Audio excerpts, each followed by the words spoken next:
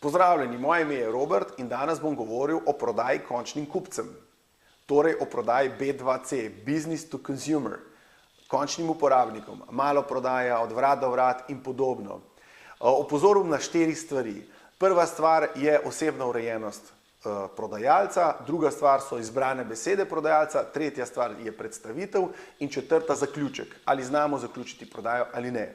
In če začnem pri osebni urejenosti, torej to pomeni neka čistost, nek izgled, nek prijetni vonj, nobenih alkoholov in cigaret, primerno poslu, ki ga opravljate, torej če delate na terenu z športnimi stvarmi, bolj športno boste mogoče kaj pokazali, če pa delate z finančnimi produkti, pa mogoče malo bolj konzervativno, resno, ker predstavlja to varnost. Zelo pa pazite na to osebni izgled, da ste prijeten, nasmejan.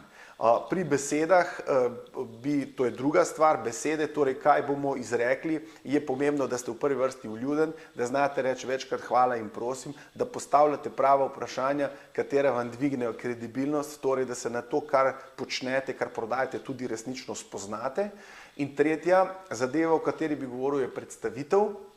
Pri predstavitvi je zelo pomembno, predvsem dostikrat ugotovim v maloprodaji, kadar grem v kakšno trgovino, da so zelo nenaštudirani, nenaučeni, netrenirani, kar je za prodajalce zelo pomembno. Tudi tisti, ki smo prodajalci že dolgo časa, vedno znova in znova urejujemo svoje prodajne nagovore, sales pitche, če tako rečem, kjer imamo proces, da ne bi pozabili kakšen detalj predstaviti našem kupcu, da mu olajšamo odločitev, da mu razložimo vse stvari in tega, kadar nekaj dobro naredimo, kar prodaja, ne menjamo.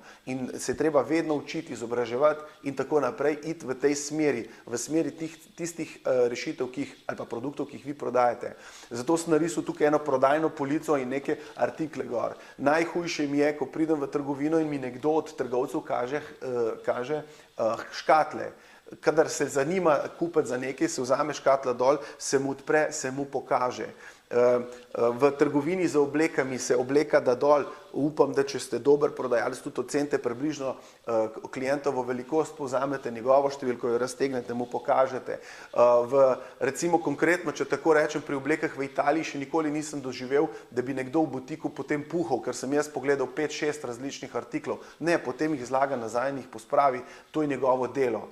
Ampak vse z veseljem pokaže in prav užitek ti je, ker ti res pomaga in na koncu se odločiš. Se pravi, ne da se bojite, da boste potem mogli nekaj pospravljati, predstavite ljudem, ne sem govoriti, ta je srednje drag, ta je najcenejši, ta je najdražji in tako naprej, ampak se potrudite, da mu predstavite, pomagate odločitev. Ampak tudi pomembno je, da ste strokovni. Se pravi, da tisto, kar prodajate, se naučite. Če prodajate nekaj, kar je hrana, kozmetika, morate sestavine poznati, morate poznati učinkovine. In tukaj enako pri nekih drugih, ne vem, če rečemo hišni pripomočki, morate poznati električno napetost, morate poznati nevarnosti, prednosti in tako naprej. Olajšati odločitev kupcev in pa tudi zaključek prodaje. Torej, da ko pogledate stvari, da ocenite, kateremu najbolj paše, za katerega se je najbolj zanimal in ga vprašate, torej vam dam to, je to prava odločitev, se lahko danes zmeniva, stopiva do blagajne ali kaj podobnega. Ne pa da, ko predstavite vse skupaj, no, pa v redu, mislim, v redu pol. Pa je to. Mislim, treba je narediti, v redu, vam dam tega, gospod, stopiva do blagajne, vam tole lahko uredim tako. Mislim, je treba narediti nek zaključek, ne pogledal pa je šel in potem rečete, sem gledal in jaz moram pospravljati. Ampak niste pa se potrudili toliko, da bi naredili nek zaključek. Vam ga dam na stran, napišem list, boste prišel kasneje, lahko vzamem vaš telefon, vaš mail, karkoli. Zelo pomembne stvari so zaključki, ki jih dostikrat pozabimo. Saj vemo na koncu, tudi pri zavarovanju ali pa pri investicijskih skladih. Vprašate na koncu, ljudje včasih tudi govorijo, ja, vi pa samo denar jemljete in potem ne vem kaj. Prodajati varnost je težko, je zapleteno.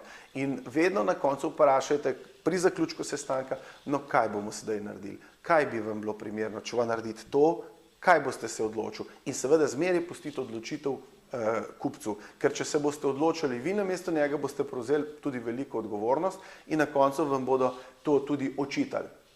Ok, toliko o prodaji na drobno, na direktno končnim kupcem. Če vas še kaj več zanima, pogledajte našo spletno stran, potrdite nas, subskrbite na YouTubeu, pogledajte še naše druge filme, pa se z veseljem tudi kdaj osebno oglasite. Srečno!